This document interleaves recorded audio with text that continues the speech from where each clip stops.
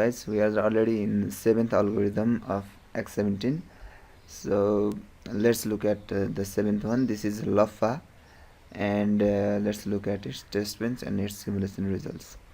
So as usual, it's our test bench looks just the same as before, and let me copy this, and it's simulation result. So we give input like this and we get output like this.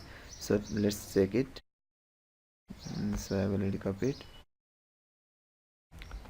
Let me paste it, and Luffa 512.